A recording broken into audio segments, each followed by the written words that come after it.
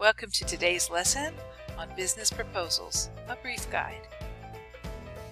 What is a business proposal? A business proposal is a document that is used most often to offer goods or services to possible clients with a defined cost.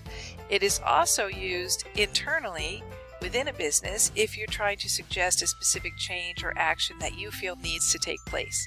So a business proposal can be external, essentially soliciting customers, or internal, suggesting some kind of change. A technical proposal is often called a statement of work. So if you hear someone say statement of work, they're talking about a technical proposal, and it is a persuasive document.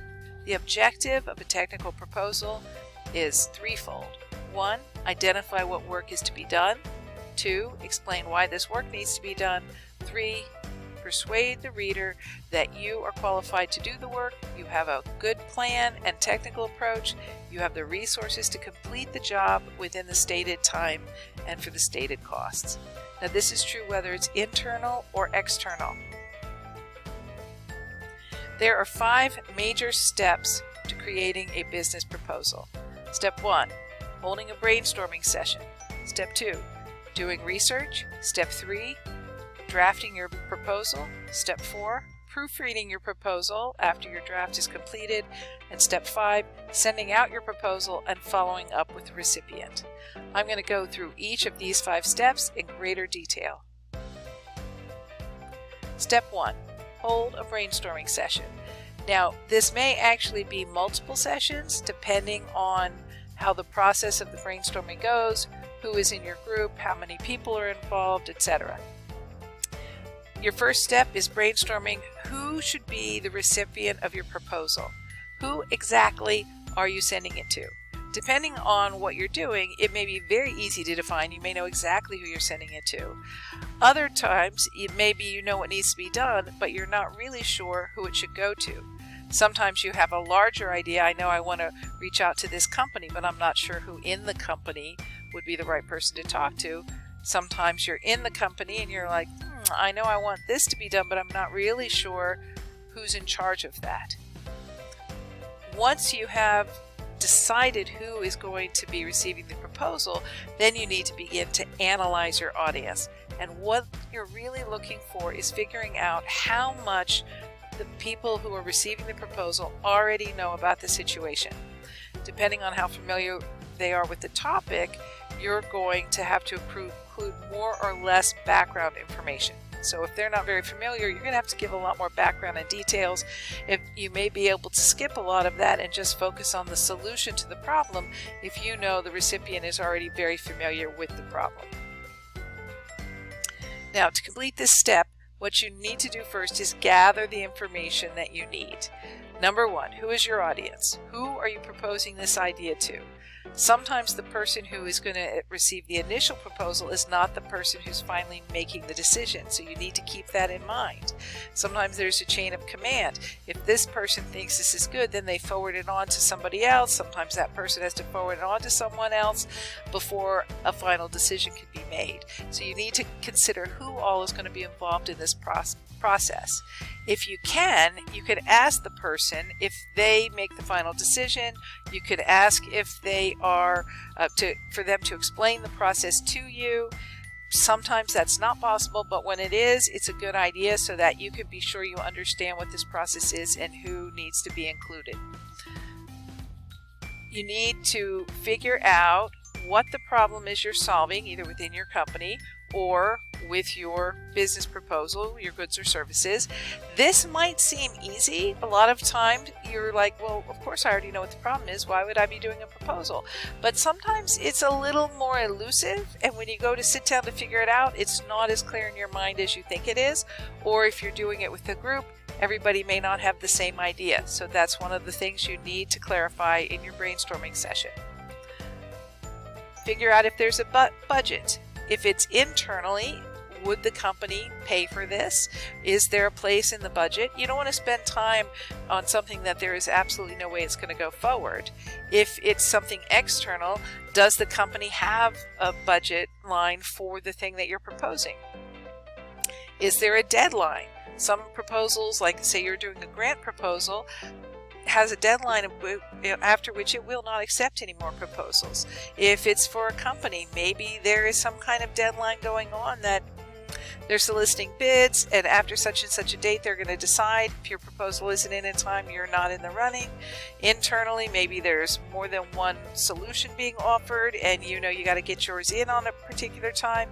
There's all kinds of things that can create a deadline. You need to know what that is.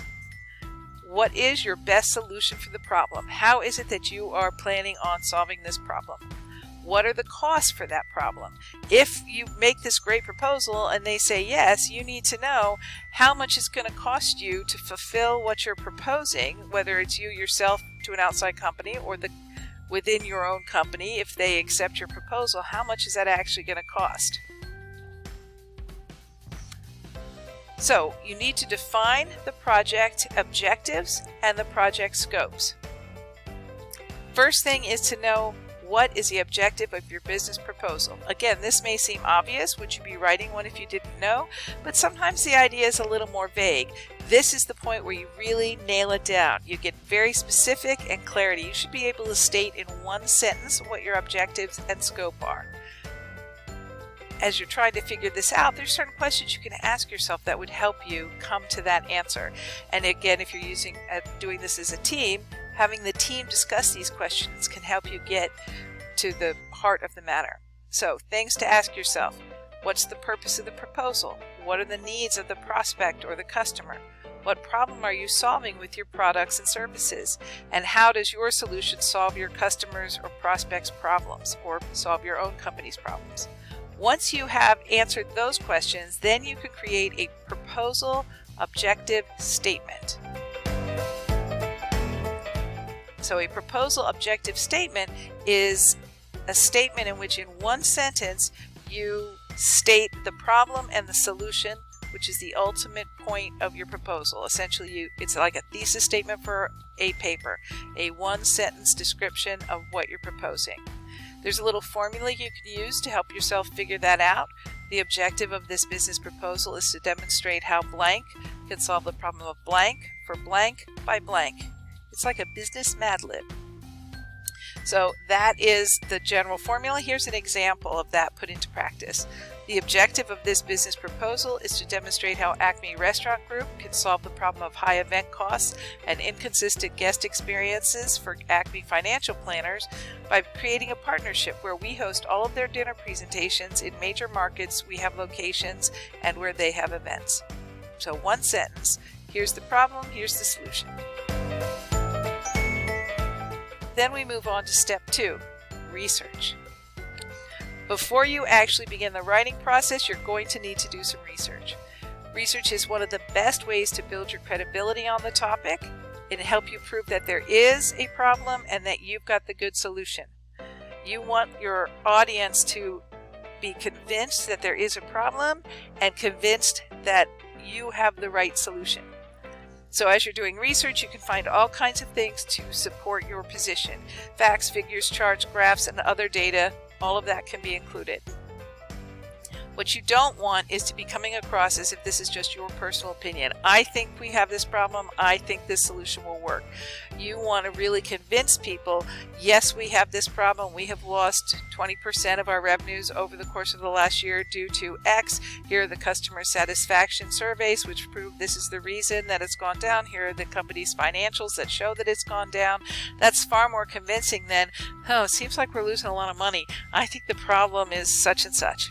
So you want to convince them that this is a real problem, that you have a good solution, and that you are the best one to implement it. Part of it is coming across as an accomplished professional so they don't look at your proposal and say, this is a good idea, I'm going to have somebody else implement it.